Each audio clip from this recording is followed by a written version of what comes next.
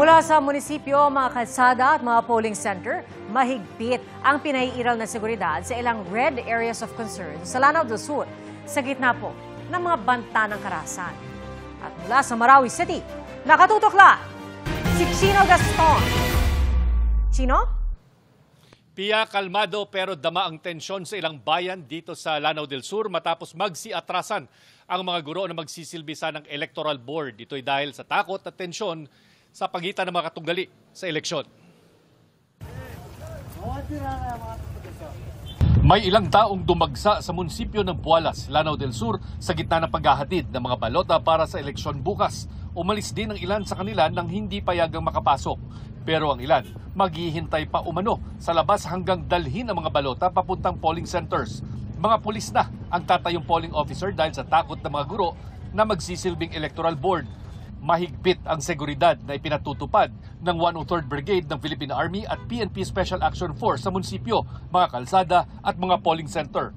Nitong Pebrero, mahigit 1,700 pangalan ng botante ang tinanggal ng COMELEC mula sa voters list dito dahil mga umano'y fictitious o peke. Mga pulis din ang magsisilbing polling officer sa bayan ng Butig. Sa Butig National High School, nagbabantay ang mga sundalo habang hinihintay ang pagdating ng mga balota. May itinayo ritong pasukan at lagusan gawa sa kawayan. Gwardyado rin ng PNP Special Action Force ang munisipyo. Ang National Highway, papasok ng bayan, may checkpoint ng militar.